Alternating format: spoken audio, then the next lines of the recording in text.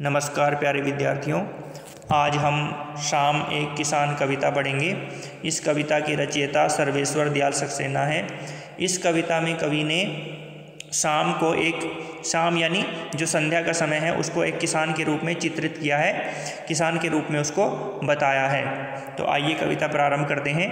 आकाश का साफा बांधकर सूरज की चिलम खींचता बैठा है पहाड़। तो इस कविता में कवि ने प्राकृतिक दृश्यों का वर्णन किया है। तो सबसे पहले उसने क्या दृश्य देखा, उसने एक पहाड़ को देखा। तो पहाड़ को देख करके उसके मन में एक कल्पना जागी, एक कल्पना उत्पन्न हुई। तो वो क्या कल्पना है, ज़रा देखिए।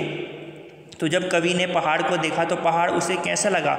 पहाड़ उसे ऐसा लगा कि मानो पहाड़ ने क्या कर रखा होगा, आकाश का साफा बांधकर, यानी आकाश रूपी साफा अपने सिर पर बांध रखा होगा। यानी कहने का तात्पर्य यह है कि जो है पहाड़ के ऊपर क्या है, पहाड़ के ऊपर जो है आसमान है। तो आसमान जो है कवि को ऐसा लग रहा होगा कि जैसे उसने क्या कर रखा है, पहाड़ ने अपने सिर पर, अपने ऊपर आकाश का साफा बांध रखा होगा और सूरज की चिलम खींचता। और जो संध्या के समय का जो सूरज होता है, जब वो डूबने को होता है तो धीरे धीरे उसमें जो है थोड़ी थोड़ी लालिमा आ जाती है। तो उस लालिमा को देख करके कवि ने कल्पना की कि मानो जो है वो पहाड़ क्या कर रखा होगा, पहाड़ जो है सूरज की चिलम खींच रहा होगा। जिस प्रकार से जो है खेतों में जो किसान होता है वो अपने सिर पर साफा बांधता है और जो है चिलम भी पीता है, तो उसी प्रकार से जो है पहाड़ भी क्या कर रखा है, उसने आकाश का साफा अपने सिर पर बांध रखा है और सूरज की वो चिलम खींच रहा है, सूरज रूपी चिलम वो पी रहा है। घुटनों पर पड़ी है नदी चादर सी, और पहाड़ के ठीक नीचे से ही एक नदी बह रही है। उस बहती हुई नदी को देख करके कवि कल्पना कर रहा है कि जैसे वो किसान के पैरों के पास में क्या पड़ी हो, एक चादर पड़ी हो। तो यहाँ पर जो है बहती हुई नदी को उसने क्या मान लिया है, एक चादर का रूप दे दिया है। घुटनों पर पड़ी है नदी चादर से, यानी पहाड़ के जो है बगल से ही, पहाड़ के बिल्कुल ठीक नीचे से एक नदी बह रही है। लेकिन उस बहती हुई नदी को देख करके कवि के मन में एक कल्पना जागी कि मानो वो नदी ना बह रही होगी, वो क्या है, किसान के पैरों के पास में एक चादर पड़ी हुई है, ऐसी लग रही है। पास ही दहक रही है पलाश के जंगल की अंगीठी, और पहाड़ के जो है ठीक सामने की तरफ में क्या है, पास ही दहक रही है पलाश के जंगल के, यानी पलाश के जो है जंगल है, पलाश के पेड़ हैं और उनमें जो है फूल खिले हुए हैं। और पलाश के जो फूल होते हैं वो कैसे रंग के होते हैं, लाल रंग के होते हैं। तो उस लाल रंग के फूलों को देख करके कवि के मन में फिर से कल्पना जागी कि जैसे किसान ने क्या कर रखा होगा, अंगीठी जला रखी होगी।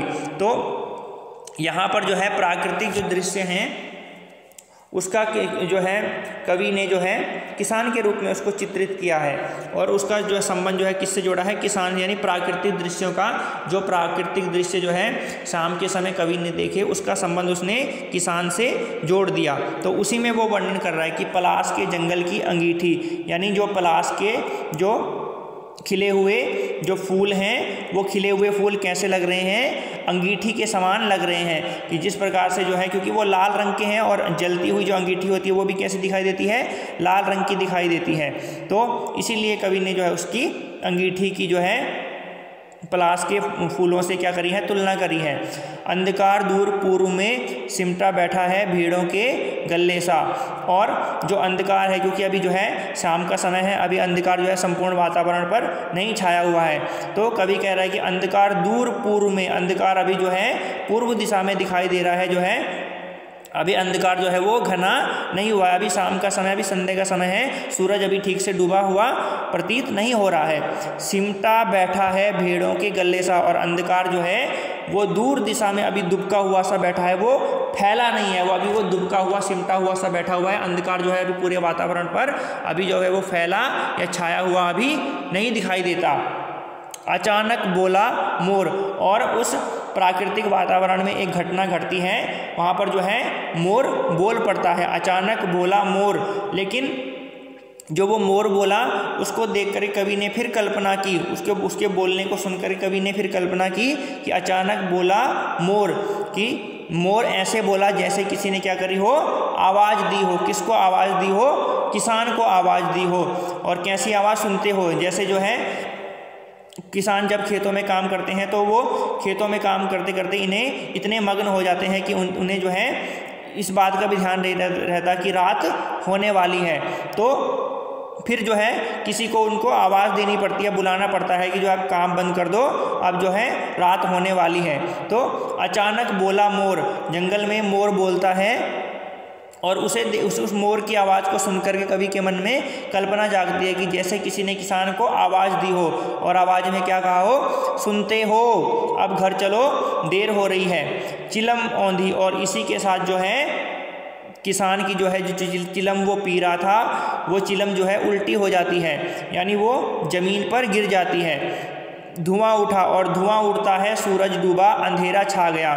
और उसके साथ ही क्या होता है, जो प्राकृतिक दृश्य है उसमें धीरे धीरे जो है परिवर्तन आता है और सूरज की जो है लालिमा जो होती है वो धीरे धीरे समाप्त होती जाती है और धीरे धीरे जो है अंधकार वो संपूर्ण वातावरण पर छा जाता है। सूरज जो है डूब जाता है और जो अंधकार है वो संपूर्ण वातावरण पर छा जाता है और इसी के साथ जो है वो रात हो जाती है। तो आपकी ये जो कविता थी बहुत छोटी सी कविता थी, इसमें जो है प्राकृतिक दृश्यों का बड़ा ही मनमोहक वर्णन कवि ने किया है। तो आगे जो है नए पाठ के साथ मिलते हैं, तब तक के लिए धन्यवाद।